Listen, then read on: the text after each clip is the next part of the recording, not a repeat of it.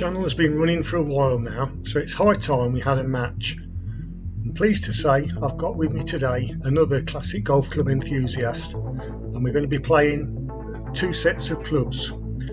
A classic American set of MacGregors and a set of UK made clubs, John Letters and Slazenger, in a head-to-head 4-hole match. Who will win? Will it be skill or luck that decides the outcome?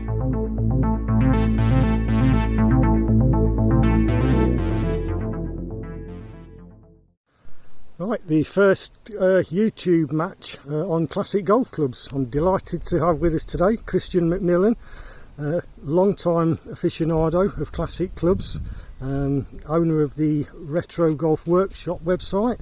I'll put a link in that down below, and Christian's going to give us a quick run through of his clubs, and also we're playing old balls today, so pardon my French, but let's start with your ball. Yeah, this is well, thank you again, Nick, for having me. This is a B51 Slazenger. It's sometimes hard to date these, but probably late 70s, early 80s, and I was given a couple of boxes of these, and they're just in wonderful, pristine condition, because sometimes you can get a box, even if they haven't been opened or unwrapped, that are not so resilient. But luckily this is a resilient ball and a resilient set.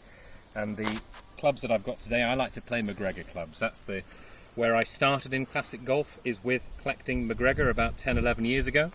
And I particularly like models from the 60s, and this is the MT Tourney line from 1967. For those who love MacGregor, that's the same year that the first VIP model came out as well. But this isn't the VIP, it's the MT of that year. Really, really nice, muscle back. And then to complement these, I've got what I consider to be the kind of pinnacle of the classic club wood driver collectors, and that's the 945W. So that's a model that Nicholas used for many, many years during his winning streak in the 70s and up to 86 in the Masters. That's a PT1 forward. That's from 1960 with the Propel one shaft in it. Lovely face design with the aluminium insert or firing pin, as they called it. And the putter is a pretty straightforward bullseye Leyland British putter. It belonged to my father, and that's why I like to play with it now. So that's what's in my bag, Nick. Nick, you're going to show us what classic British clubs you have in your bag today. Yeah. So, as you've probably seen on previous videos, I'm a collector of mainly UK clubs. I'll start with my woods today. I've got a mixed bag. John Letters. I don't know what model this is because it's been restored in the past, but I would guess it's a Shotmaster or something like that. It's a really nice club, although it looks in very poor condition, which it is. I aim to get that restored pretty soon. I've got John Letters Shotmaster, I think this one is. Yep, Shotmaster, 2.5 wood, slightly unusual, and the Dunlop Arnold Palmer 4 wood, laminated one, that one is. So they're from 50s, 60s, so that that one will be 50s. Yeah. This one's probably 60s, and this one is 70s. Yeah, that's the nice irons, print. Bobby Locke, Claret jug with 4 stars, so I'm assuming it's after his 4th Open win. Really nice set. These are in excellent condition. Original grips, nice shaft bands on there, and these go from 3 to sand wedge. There is a bit of a gap between the wedge and the sand wedge, so I've put in a Dunlop Peter Thompson Retriever, which was the name that he used for the wedges in that set. And there's the putter. I've got another Slazenger, the Slazenger Pinehurst, which is another 50s club. Lovely. And the ball I'm using is a Wilson LD 1.62 again. Excellent. Well, let's see how it goes over the next 4 holes then, Nick. Yep, good. Okay, we're having a 4-hole match. First hole is a 145-yard par 3. I've got the 7-iron, slightly downwind, middle flag.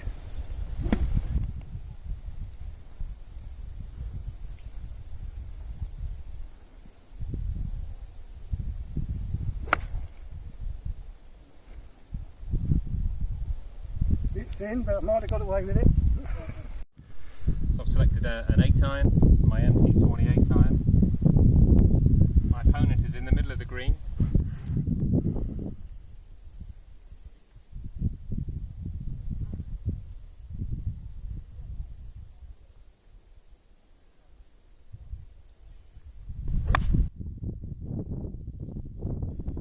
and that shot too safely finds the green, not too far away from the hole. I'm afraid I'll be doing a lot of voiceover on this video as the wind noise was so bad that you couldn't hear the on-course dialogue. So that was a very nice putt, just clipping the hole. Great try. And this was leaving me 2 putts for the half, 1 for the win. Tried to come back, but that's a safe half. Not too bad. Rather intimidating shot across the water. And Nick, you've got a 2.5 wood. 2.5 wood. John Letters Shotmaster. Off we go.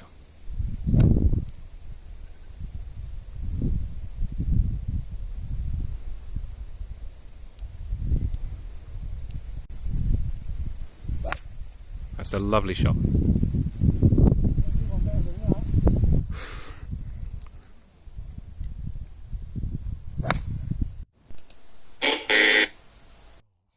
Unfortunately, while Christian had hit a towering drive over the trees, he was a little too far left and was lost in some of the deeper rough on the course.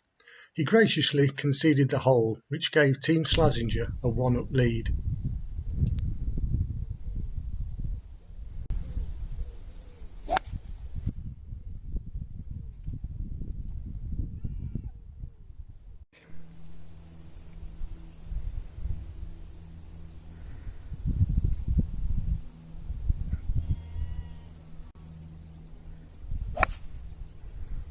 Lovely shot.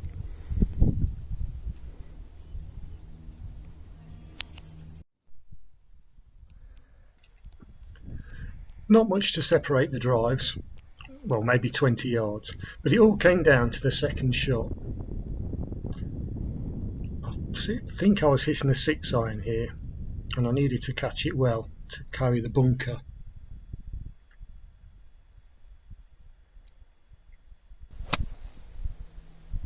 The shot didn't feel firm enough, but luckily it somehow made it to the green.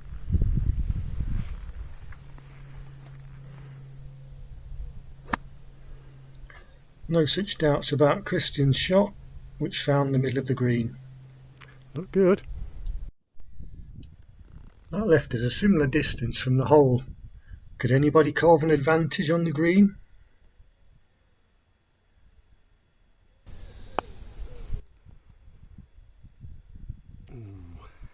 Take that away.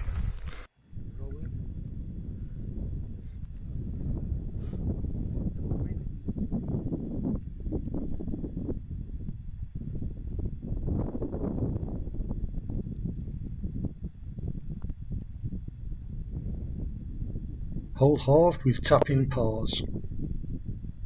To the final hole where Team Slazenger still hold that 1-hole advantage. Fairly solid shot just down the right into the rough. How can Christian respond?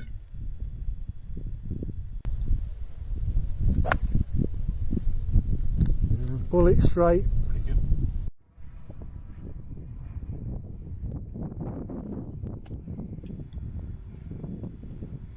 I had about 135 to go and opted for an 8-iron.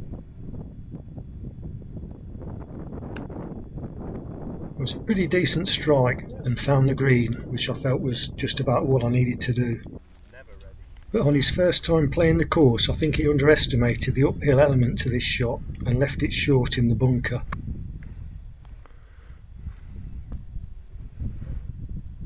I missed the bunker escape, but he put it a little way past the pin and left this must-make putt for a par.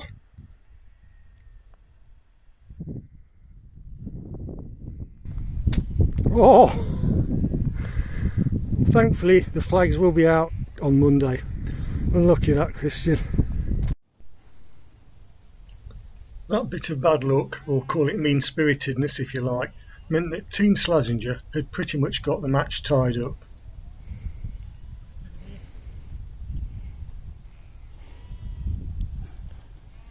One of those.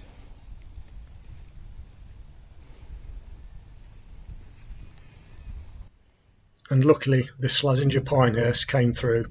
I just hope that Christian doesn't remember how stingy I was when we play the return match. And there you have it, a win for Team Slazenger. To answer the question I posed at the start, I think I played above my usual standard, as anybody that's watched any other videos in the series would know, and I also think that the golf gods were definitely favouring me in preference to Christian. But overall, a very enjoyable match, and I hope you found something of interest there.